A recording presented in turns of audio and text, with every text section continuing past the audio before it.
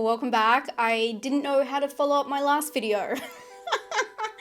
And thank you for sticking around. Today we're gonna go see one of my most highly anticipated films for the rest of the year. This is called A Different Man, and this is a thriller, comedy, drama. The film, written and directed by Aaron Schimberg, stars Sebastian Stan and Adam Pearson. And it's about Edward, who after facial reconstructive surgery becomes fixated on an actor in a stage production based on his former life. It sounds twisted. This is from A24, and I've actually met Adam Pearson before. He did a talk for a film festival here many years ago. I don't even know, maybe 6 years ago. And I'm so excited to see him back in another thriller horror feature. I knew him before from Under the Skin. The other thing I know about this film is it is longly anticipated because it was actually filmed during the lockdown, and we are finally getting it now. I feel like we're still getting the backlog of things that were halted from strikes or from the world shutting down. So very interesting. There's a lot of content going on, and I know this one just came out in American cinemas and we're getting a preview tonight before it hits Australian cinemas. I'm very excited to take you guys along with me and let you know spoiler free whether it's worth your time and suits your personal interests.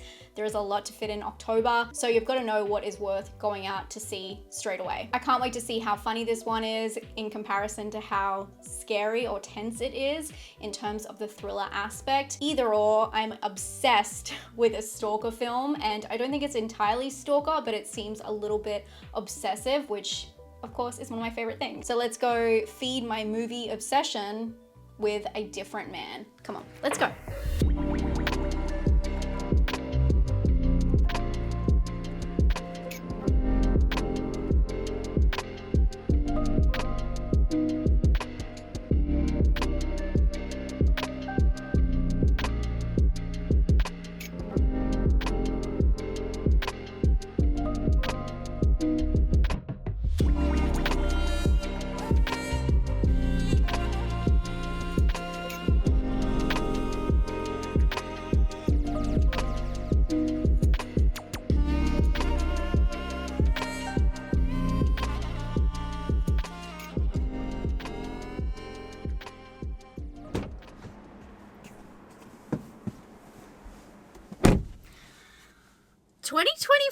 It has been a good year. I absolutely love that film. It was challenging, it was dark, it was funny, it was strange, all of the stuff I love. But let me tell you, the blurb on IMDb is so misleading. I don't think it's technically wrong, but it just doesn't encapsulate the film in a way that I would give a blurb.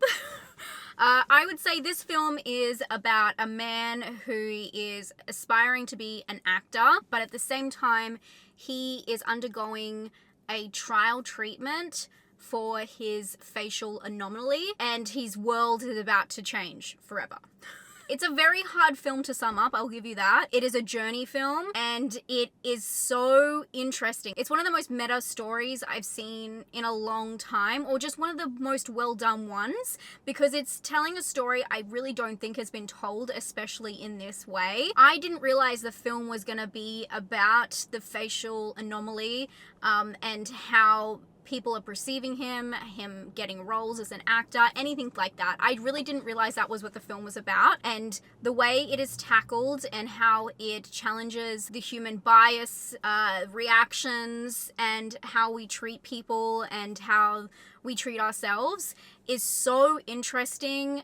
And I want to say heartwarming, but it's definitely, I don't know if it's heartwarming, but it was just such an interesting, reflective film in so many regards. It was absolutely wild. Also, I am very excited to report back that this film has all genres.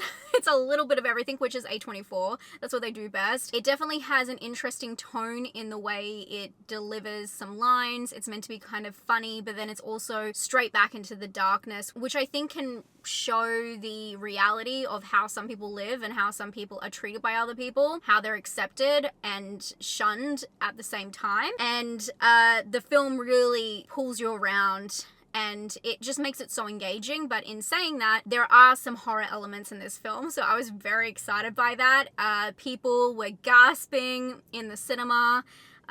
People were really taken aback by some of the scenes, and it just had some really interesting tension that I didn't see coming. I didn't see where this film was going the entire time, I'm gonna be completely honest with you. It was such an interesting story. It's just so unique. The stylization is also something I really loved. The film is set in New York, and it definitely has that kind of street lights, parks, that kind of cold and lonely feeling a lot of films that romanticize New York has. But it also had some really interesting ways that it would signal the tonal changes in the film.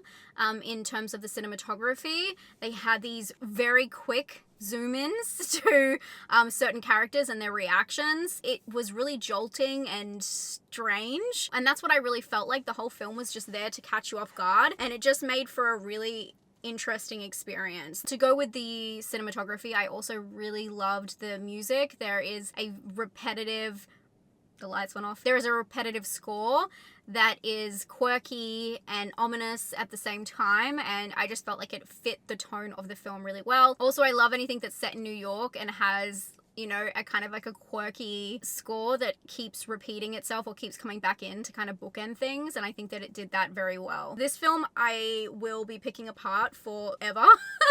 But it is such a thought-provoking movie, and one I highly recommend checking this one out in cinemas. Hearing other people's reactions to some parts and then not to other parts was really interesting. I felt like everyone was on the edge, not knowing exactly where it was going and not knowing exactly how they felt about it at the time of watching it. I did not realize Renate Ronsva, I don't know if I pronounced that right, was in this film, who is from The Worst Person in the World, which is a really, again, another very interesting movie that is about self-exploration, I would say. And she was fantastic in this movie. I can't talk too much about the acting because it's such a reveal of how the characters are actually meant to be and the arc of them all, especially the main character. Edward, who is the main character, has perhaps one of the most interesting arcs in a movie. And it's not from the parts that you would think. It really, I still don't know how I feel about any of that. But the layers of the film just run so deep.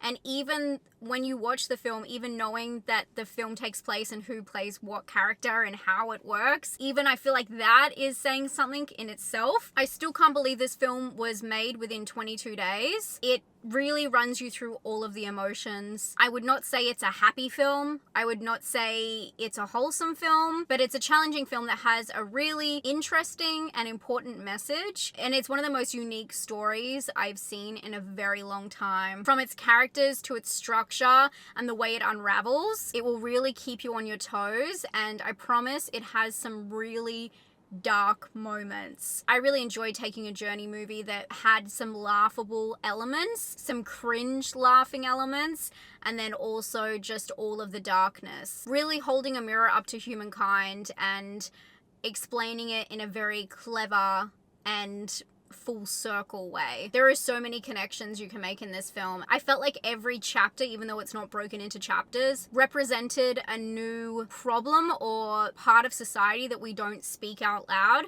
And that is what film is for, to represent that all and for you to try and to absorb it within that time. Sometimes things are so complex that it's hard to tackle them in conversations, and I felt like this piece of art did it in such an eloquent and fun way. The film is long though. It runs for almost 2 hours, and although it's a journey film and I do understand why it had to go through those paces, and it does feel like it's going, I don't want to say nowhere, but you're just not too sure where it's going for a big portion of the film. I felt like it didn't have such a dramatic ending as I hoped, but I kind of feel like that might be purposeful. I feel like this is such a hard story to end because you don't want to give the audience the payoff that they think they deserve, because this film isn't to cater to the audience, it's to challenge the audience, if that makes sense. This is a very unique film. I know I keep using that word, but that's truly what it is. It is weird, it's wacky, and it is dark. And I think any of you guys who like a real thinker, a film with a lot of complexity and tonal changes, will also enjoy this one. If you want to go and just kind of tune out for a film, this is not the one for you. But if you want to go in there and really challenge yourself, this is the one for you. It's a journey film that will have you thinking. I'm gonna give this one a personal score of 8 out of 10. I do think that it had slower moments that I didn't quite gel with, but I do understand with the intent why it was like that. it just kind of, I wouldn't say lost me, but I didn't enjoy some parts as much as I enjoyed other parts. For original, I'm going to give it a 9 out of 10. I just think it's so unique. I love it.